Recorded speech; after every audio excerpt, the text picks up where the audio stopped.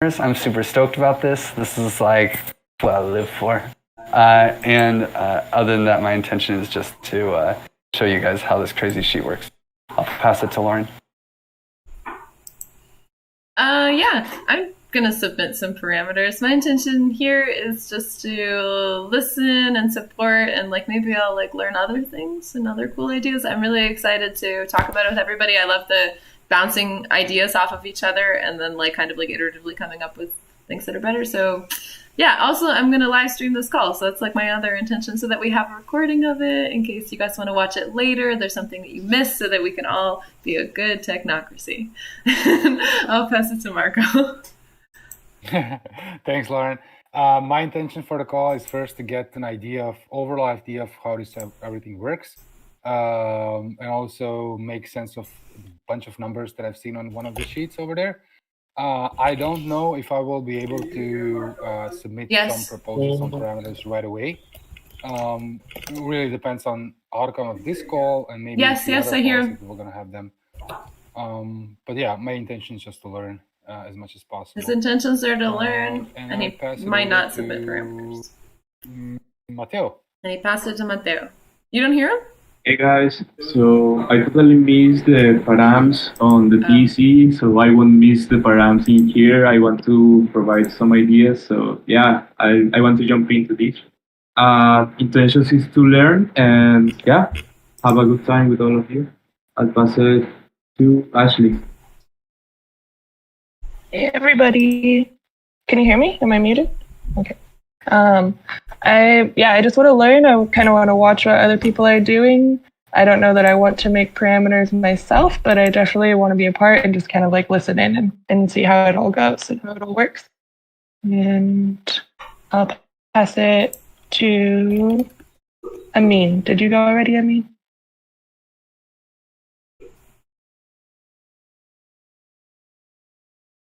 Hi. Sorry, I had an event in my calendar about something like that. Don't know. Let's see. Oh yeah, it's given us counting. Yeah.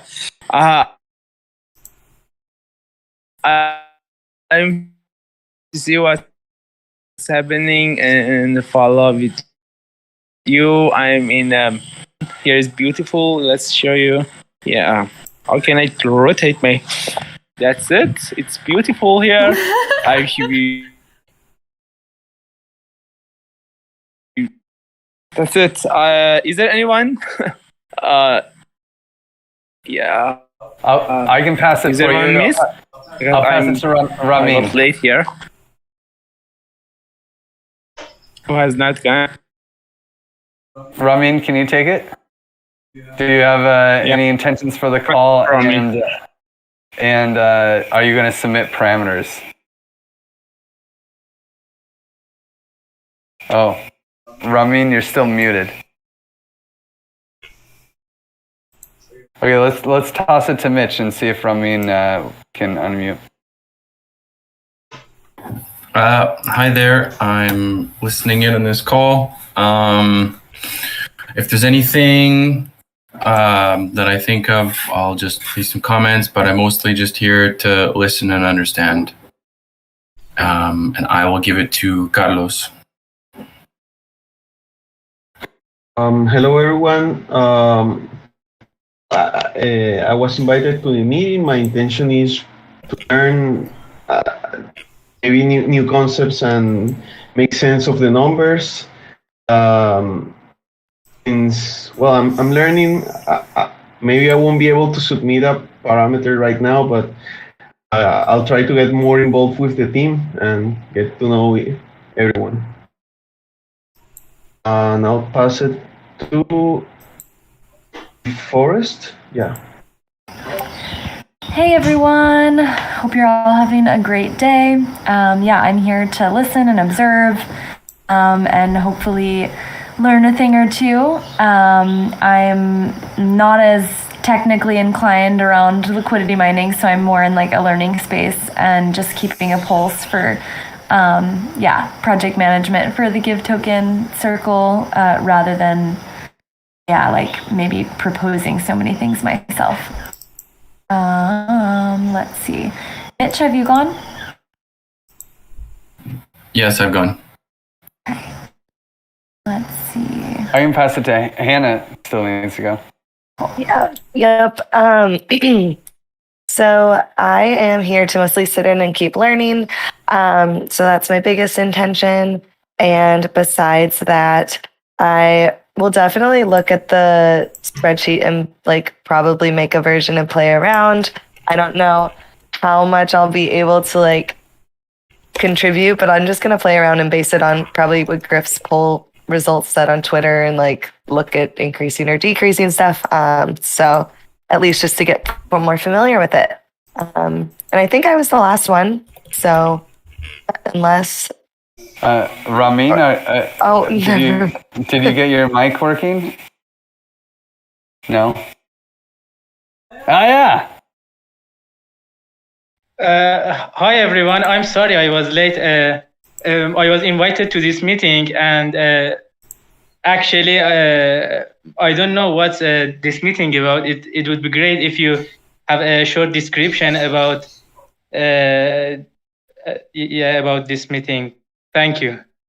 Yeah. So this meeting it's a meeting of the technocracy, the Giveth technocracy. We get to decide. We get to just impose our economy on the community however we want. And so we get to design the economy. I'm making these jokes because in the token engineering space, we're all about like ending the crypto technocracy, letting the community design their own economy. So that's really hard, and no one ever does that. Only the token engineering commons has ever done that. So this is how it's normally done. Well, actually, this is a little bit wider than how it's normally done. Normally, it'd be me, Willie, and Lauren, probably, because Lauren stepped up to jump into this stuff. And we would go into a back room, and we'd tell you all how it is, And we'd be like, yeah, these are the parameters. But that doesn't feel good to me, I would rather have you guys be, you guys are major stakeholders, you're huge Give token holders, and you're influencers in our community. I would like for you guys to be educated about how liquidity mining works and how we're picking parameters, and then also have a say in what parameters are picked. And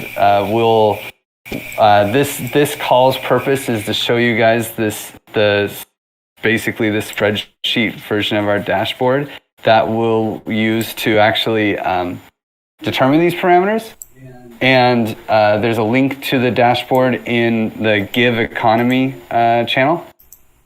And we can just go through it now. The main thing, our main thing here is like, let's define the configuration space. So you guys know liquidity mining. I think all of you have done some liquidity mining, right? Has anyone not, done some yield farming, like put some tokens in a pool? Everyone's done that. Carlos, have you done that? Have you ever gotten Uniswap tokens or something and put them in a pool? Well, at some point, Mateo told me, let's do this, and we went and do it. Yeah. So what happens when that's awesome. Okay, great. Because I think the rest of us all have, right? Hannah, you have as well, right? Yep, I have. Okay, great. And I'm pretty sure I've been with everyone else while we do it. So the yield farming is kind of this larger scope of how you can take money and make interest on it somehow, one way or another. Liquidity mining is a piece of that, of yield farming in general. And in liquidity mining, you can kind of think of it like Bitcoin mining, where you're actually saying, hey, this is an important part of our economy. Our economy needs liquidity. We need people to be able to buy and sell the token in the open market. So we're going to reward people. We're going to create a token stream that gives people who are providing liquidity, that provide adding value to our economy. We're going to reward them with tokens. And that's, from our perspective, this is what we're doing. We're saying, hey, we're designing this economy. We need liquidity. How do we get it? Well, we're printing money. So let's print money for people who provide us liquidity. So now we have to figure out, okay, so how do we reward these people? How much money should we give each group? And where should we tell them to put it? These sorts of things. We have a few parameters that are kind of special for the Give economy, because we have the Give stream. And we have this, the general like Giveth economy is that we have an airdrop that the working name is Give Drop. I don't know, we've got to talk about this next week. But we have a Give Drop where people will just get tokens, and that will kind of be a splash in the market at the beginning, right? And then we have this Give stream. And the Give stream, we constantly streaming money to everyone in our economy. It's kind of like almost like a UBI, or more like a Give BI, right? Where everybody is getting a little bit of, anyone who's part of Giveth gets a little bit of Give tokens every day. And then we also have a bunch of tokens that are in the DAO. And that DAO will actually be spending tokens. So we have this increasing circulating supply. First, there's a big splash of tokens in the economy. And then there's a steady stream of tokens that is very, very regular. And then there's kind of this irregular stream of tokens that will enter the economy from our DAO and from our projects and from our salaries and from all of these things. So considering this flow of tokens that are coming into the economy, we need to understand that flow and estimate that flow to do a proper configuration of our liquidity mining program, which is another one of those flows.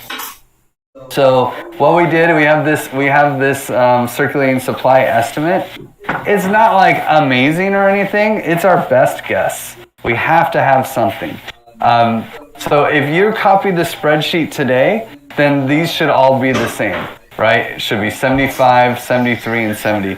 It's important that these are all the same though. So like make sure that that doesn't change on anything. The rest of this stuff is actually connected to your choices around the spreadsheet. We made some assumptions. They're not great assumptions or anything, but I would say don't worry about it. Just know that the circulating supply is dependent on the choices that you make for the rest of the economy as well. So it changes.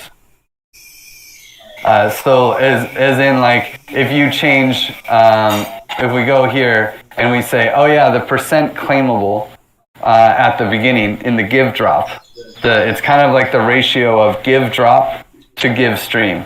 If we say 10% of the tokens go to the Give Drop and 90% goes to the Stream, then the circulating supply will be one thing. If we say that it's going to be 30% is the Give Drop and 70% is the Give Stream, you'll see that these numbers change in the circulating supply. That's what I'm just trying to say. You know, we make these estimates, I'm not going to pretend they're great. There's too much variability in how much the DAO is going to spend in these things. But what's most important is that you guys don't change it, and so that we're all on the same page and we're all working with the same estimates.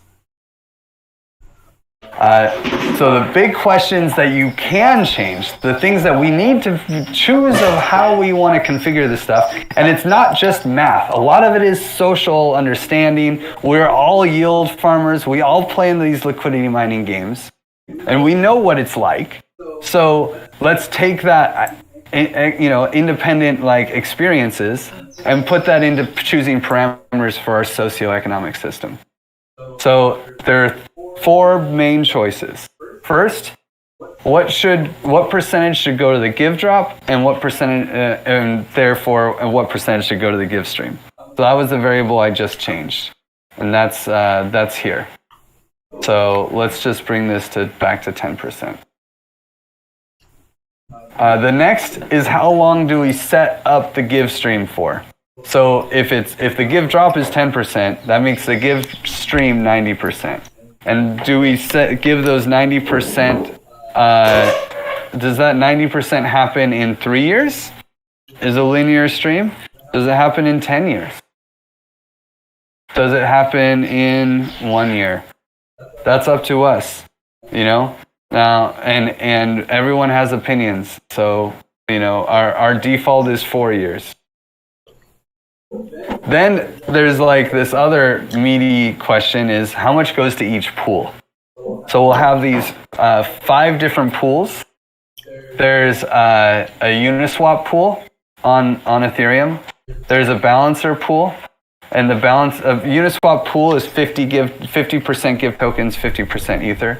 The BAL pool will be 80% give tokens and 20% Ether. Then we'll have give staking on both chains, where people can just stake give tokens and lock them and earn a reward. And we need to also like make sure this interacts well with governance. And there's some ideas on how to do that, but that's out of scope for today. So this is like 100% reward for the give token, just holding give tokens. The hodlers get rewarded. And then we have honey swap on XDAI. So 50% give, 50% honey, 50% give, 50% Ether. And then, and maybe it should be 50% give, 50% XDAI, but that doesn't, those kinds of questions don't really, they don't really come into this discussion necessarily. And then, but so that's the other question is how much do we reward each pool? And you can change those percentages here in purple, right? And you can just type it in. It's fine. And then if, so like in this example, I'm using in total 2.5% of the 10% allocated to liquidity mining. And that gives us 7.5% of liquidity of tokens to allocate to liquidity mining either on top of this or later or however we want to do it, right? The other thing that's important is that we took out of the configuration space and we just want to assume as a team is like a 6-month period that we're going to do liquidity mining for. So 26 weeks.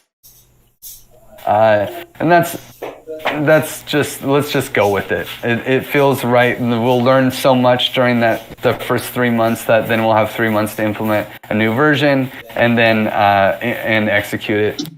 And 6 months is a long time for people to feel comfortable. Anyway, and then the last question that we have to make is kind of a more interesting one. And this is like Hannah said with that tweet that I should give credit to Willie and Lauren for like, it was Willie's idea to make the tweet and Lauren basically made me do it. So, which is how this is the only way anything gets done for me.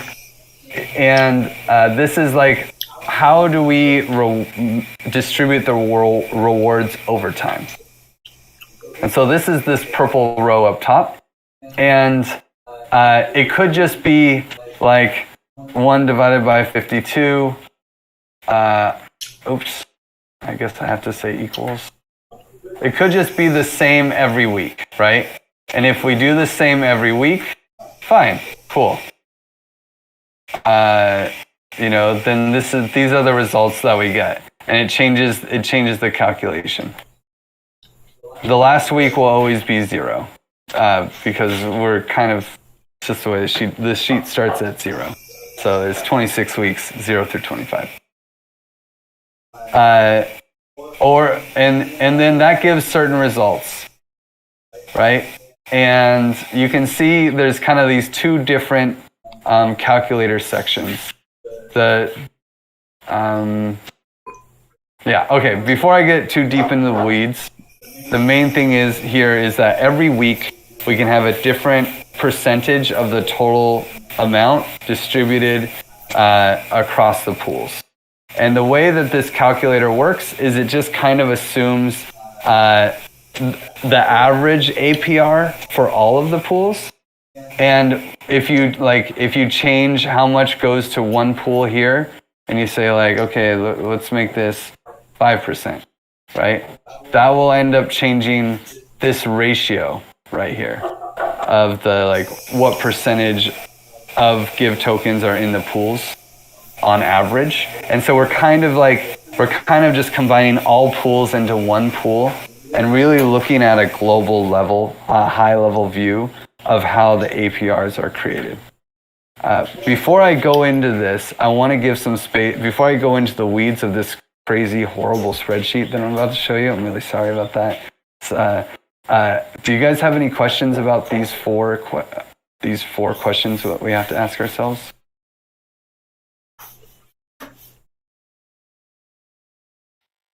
Yeah, I had a question, but hold on a second. Let me open my sheet here. What is the preferred percentage for the claimable percentage of the airdrop? That's what we get to choose. I mean, you know what? Yeah, sorry. I mean, you added like previously, like, example, let's say 30 and then 70 on the other side. Is that okay? Like, what have others done? What are the best practices? Maybe, you know, I don't know. As far as best practices, you know, honestly, I don't know that anyone's ever done this quite the same. It's a pretty novel pattern. This idea that everyone gets rewarded at the same rate, that's definitely never been done. As far as vesting for liquidity mining in this output, Bow.finance did like 5% upfront and 95% vested, but it wasn't like a stream. It was like, oh yeah, in 6 months you'll get these Bow tokens, right? And I don't know, I think Bow Finance might have even blown up. I haven't been following. And then Sushi Swap did like 33%. They created a vesting of like 33%. And then in 6 months, you get 66% back as a flat rate, not as a stream or something. Although maybe there's some vesting. You know, there's a lot of people playing with these games, but for the most part, it's pretty rare to execute with vesting, some kind of vesting requirement. So there isn't a lot of data. Does anyone else know of any projects that have some vesting with liquidity mining? PyDAO? What do they do? I think it's like an escrow for like 1 year. And I think it's like 75%, 80%. So then in a year, you'll get 80% of the tokens? Yeah. Yeah, like 25% is liquid. And then from the point that you claim, it starts to unlock 52 weeks from then, you'll have 100% of what's held in escrow. Oh, so it is a stream. It is a stream. So slowly more gets unlocked that you can claim. So they effectively do like a 25% in 1 year.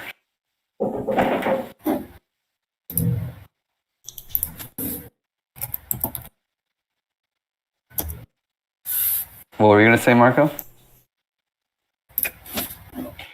So that means like if we give 10% at the beginning, 90%, that means like stream will have more tokens and the rewards would be higher then. So yeah, I mean, I'll dive into this, but what's interesting is that it will make the liquid APR higher, but it won't affect the total APR, because like whether you give a percentage up front or a percentage as part of the stream, it actually doesn't affect the total APR because it'll always be the same amount of tokens that's being rewarded. So the total APR, and which is what people are usually looking at, like that's the KPI people look at the most, will be the same, but the liquid APR will be much higher. Mm-hmm, mm-hmm. And what's interesting is unlike PyDAO, which is like if you start farming 5 weeks later, then you get this rolling, then like your vesting starts that week, you know, and like you get 25% up front and then a stream that goes for a full year. So it'll be like after the program started, it would be a year and 5 weeks that you'd be completely unlocked. And what we're doing, which is very different, is that if you start 5 weeks later, then the liquid percent in this scenario would actually be 28%. So if you start farming, you don't, even though we picked 25%, You start farming on week 5, you get 28.6% liquid right away. And your stream is the same as everybody. Everybody's stream ends at the same point. And it's kind of like you're collecting the stream. You come in late, but you get the same amount of liquid as someone who came in at the same time. Or earlier, I mean. Yeah. So I could potentially come at the very end and still get everything before like everybody else has got, and then get the final whatever. So in this scenario, if we modeled PyDAO where it was 1 year of vesting and 25% upfront, then and you came in on the 26th week, you would get 43% liquid right away. 43% of your tokens would be liquid on that week if you just start farming right then.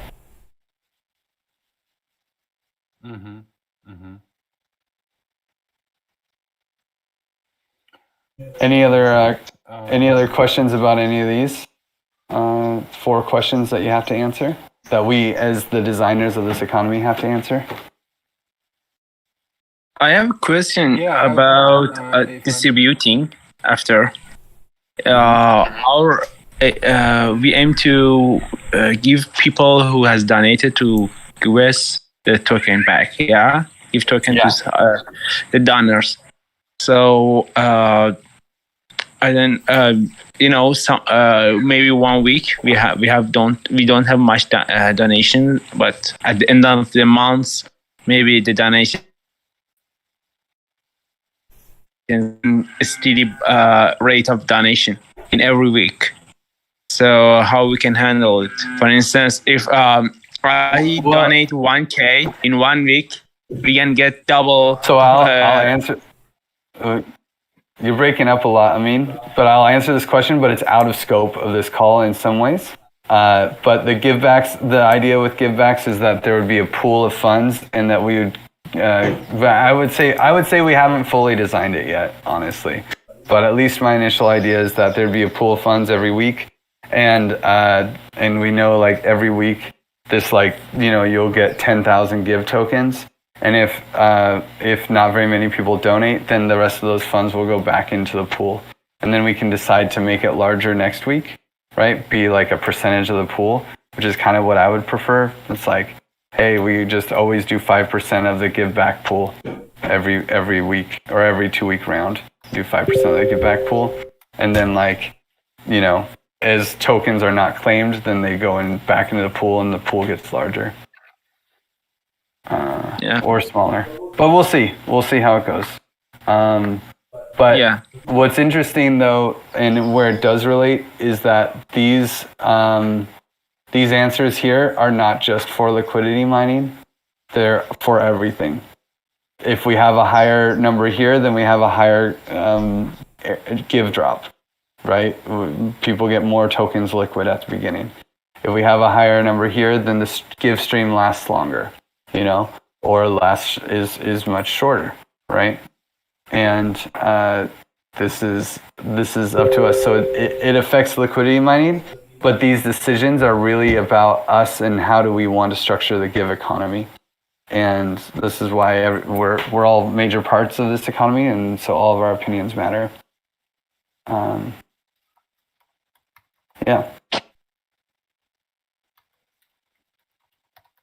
have a question. So our goal is to keep a decent price to the give token and a liquid market, of course. Which is the best metric to measure that as we did it, guys, in the end? Is it the value lock in our liquidity mining app, or what should be? Because I want to think of numbers of what's the perfect metric to check out by the end of the 26 weeks, for example. So I don't know. I couldn't totally understand you. The mic was a little mumbly. Unfortunately, what I heard was, you can just tell me if I got it right. That how do we see what the price of the token will be, basically, and how that will affect things? Yeah, actually, how what's the best metric to check that we actually succeeded after the 26 weeks? That's it. Oh, okay. What does success look like for liquidity mining?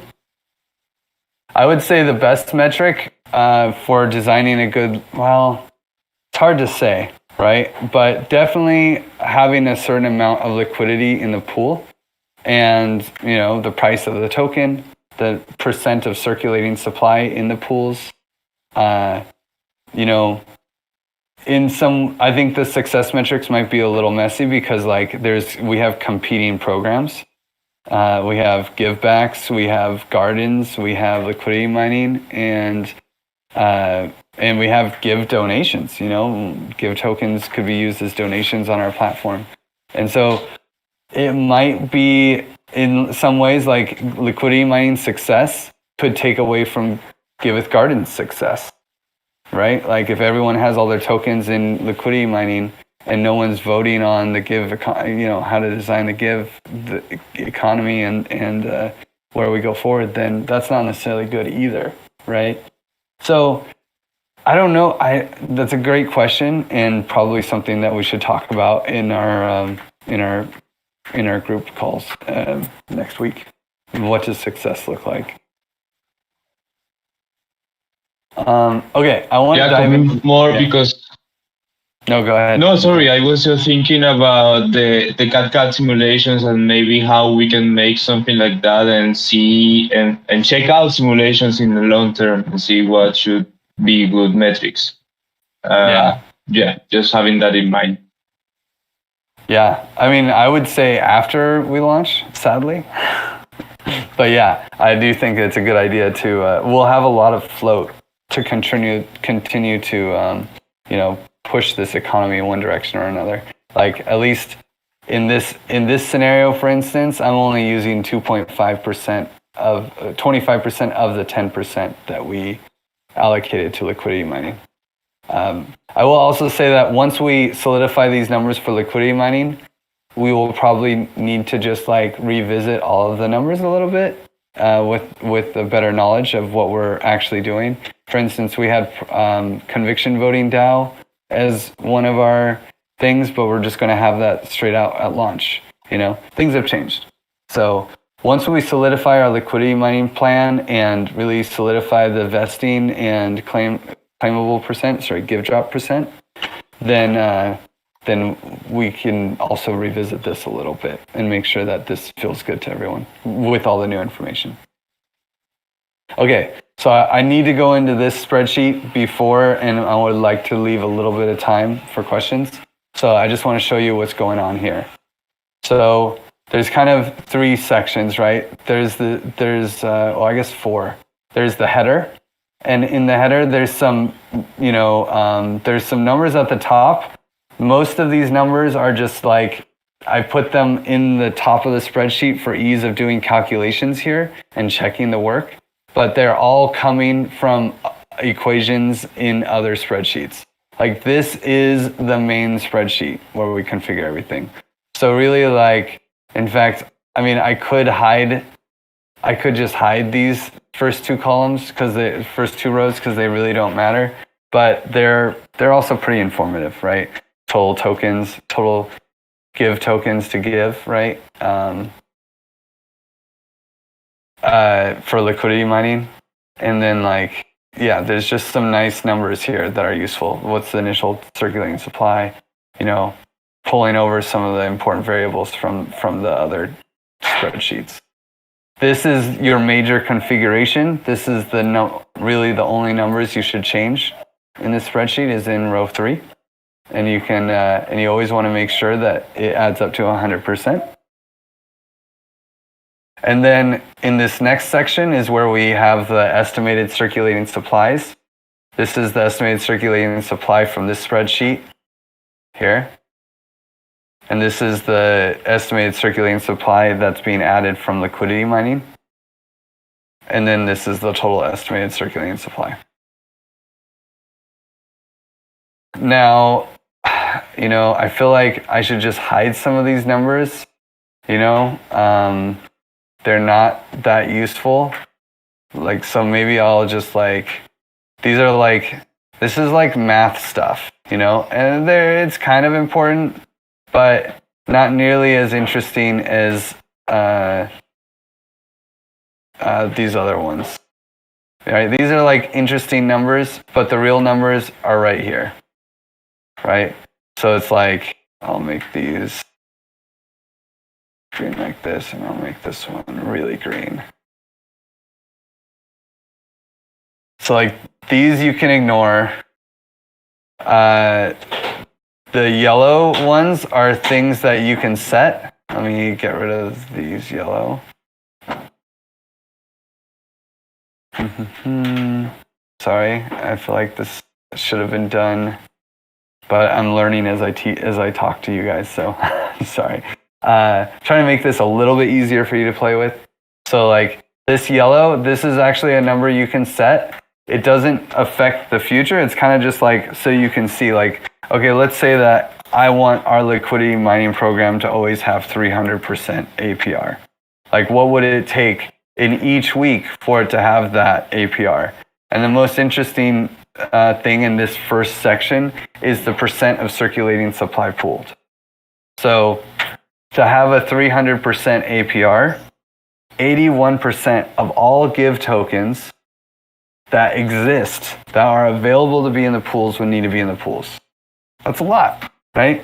81% of people who claim their airdrop, 81% of people who are earning money through liquidity mining, 81% of every Give token that exists has to be in the pool. But as you can see, for 300% under these parameters, you know, then it's only like 16% need to be in the pool. You know, that's not that much. So, you know, and honestly, I feel like the most important, the more important calculator is this last one. At least it's more interesting to me. And this one, you can change this cell B26. You can change it to be, this is the percent of total of circulating supply. So at 100%, that means every Give token that exists is being farmed. Nobody's voting on governance. Well, actually, governance will probably be part of the farm. So, but nobody's using Give tokens. Give tokens are not sitting in anyone's wallet. Every Give token that exists that is loose is in farming. And so when you do that, you can kind of say like, well, this is the lowest APR that's possible. This is the lowest farming percent that's possible. And this is a nice baseline to play with.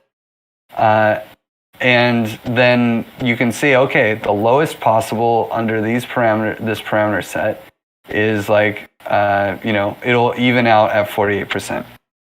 So what I did when I made this first estimation, and I don't know if it's right or not, but what I did was I put in, I made these numbers really high at first. So 5% for the first week, 4% for the second week, 3.5%, 3.33%, and then it lowered down to 2.5% and kind of flattened out. And then I started rising. And the reason I did that is to match kind of the circulating supply. So like circulating supply will be a splash at the beginning, and then, you know, people will be claiming. And so I wanted to like, you know, at the beginning be it really high, and then like people will be claiming less and less as time goes on.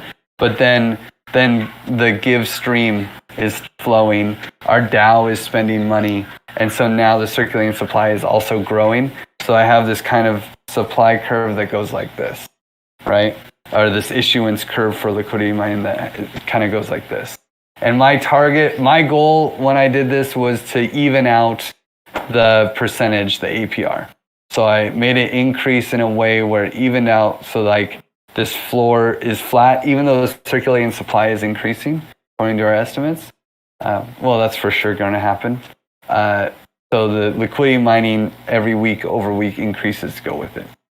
That was a strategy I played with for fun. But you can play with your own strategies. And it just, what you have to do is make sure that this always adds up to 100%. Otherwise, your calculation is off, right? So make sure that adds up to 100%. And I like playing with this circulating supply of 100% to kind of see the floor. But then, you know, what's a reasonable percent to be in liquidity mining? Maybe 50. Maybe 50% of all Giveth tokens end up in liquidity mining. Maybe 60. It's usually pretty high, honestly. Like, a lot of people get these tokens and they're like, what do I do with them? They either sell them if they don't want to do anything. If they don't want to do liquidity mining, they either hold them or they sell them. And the people that are buying them are putting them in liquidity mining. So, like, that's the thing. So you end up with this weird situation where there's a lot of tokens in liquidity mining. So, like, you know, 40% to 70% is a fair range of like how many tokens will be in liquidity mining, especially early on. And then as things grow and like, you know, people are using Give tokens for various things, you know, and they're using them to donate, and we have like a more robust economy with other things besides liquidity mining, like project staking and all these other things, that number will go down. But yeah. Okay. How does this calculator feel? I'm going to let's do a quick round and give everyone a chance to talk. I'll start with Lauren. How do you feel about this sheet? Will you be able to make parameters, or do you have a question?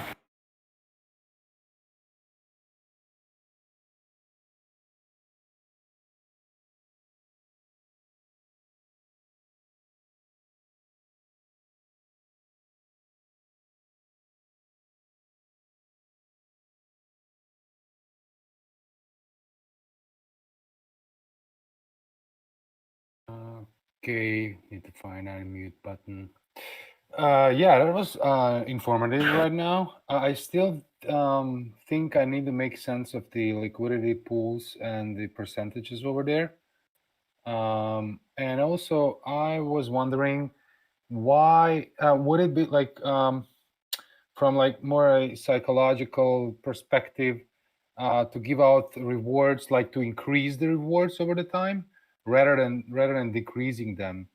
I kind of lean towards that. Like, you might feel bad like when my balancer rewards get lower and lower and lower, you know. And so like, you know, I was thinking like, okay, maybe give me less at the beginning, but I like then increase more and more. That was, how would that, like, what would be the settings I need to change, you know, to achieve that? Do I need to change that in the purple line, all the percentages on my own, like one by one? Yeah. Yeah. Yeah. Unfortunately, I don't have a really good formula for like making it just like happen, you know.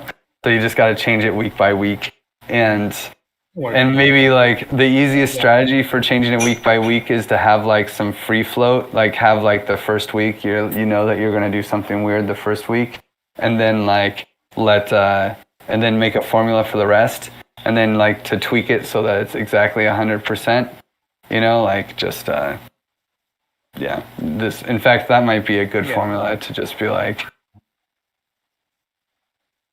Okay. Yeah, and I pass it on to whoever wants to go next. Mateo, you want to be? We just got 5 more minutes. Yeah, sure.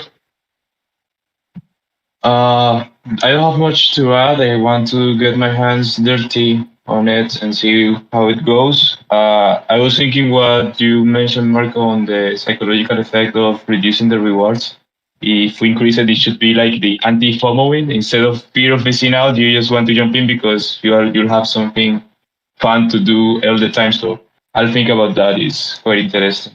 Yeah, I'll pass it to Hannah. Yeah, I don't have anything to add right now, but excited to get in there and play with it.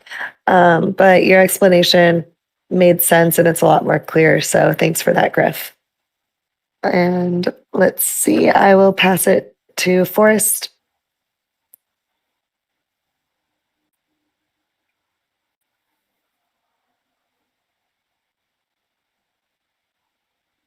Forrest, are you there? Well, let's pass it to Ashley, and Forrest will probably, she might just be, wait. Oh, I'm sorry. I thought they said Hannah. Oh, yeah. I'm here. Yeah, no, this was awesome. Thank you so much, Griff, for like the thorough run through and explanation. I feel like it, opened up a lot of understanding for me. And I thought you passed it to Hannah. I can pass it to Hannah now. No, Hannah passed it to you. But Ashley still has to go. Ashley. Well, I definitely feel a lot more clear and maybe even more confident to where I might try to make a copy and just play around with the numbers. So we'll see. I feel way less intimidated. And then the thing that I wanted to ask is, are we going to be testing this on a test net before we actually launch all of these different parameters? Kind of. Yes, we're going to be testing it, but it's really hard to test these kinds of things effectively when it's in economics and it's a test net and there's no money, really. It's just a little weird. But yeah, we'll be deploying everything to the test net before we deploy it live. Theoretically, we could deploy 2 different tokens with different parameters and watch what happens with each one differently. Yeah, but the thing is, we wouldn't be able to really test the behavior of people interacting with it. Because, like, people's behavior is so unpredictable when it doesn't work quite the same. Okay.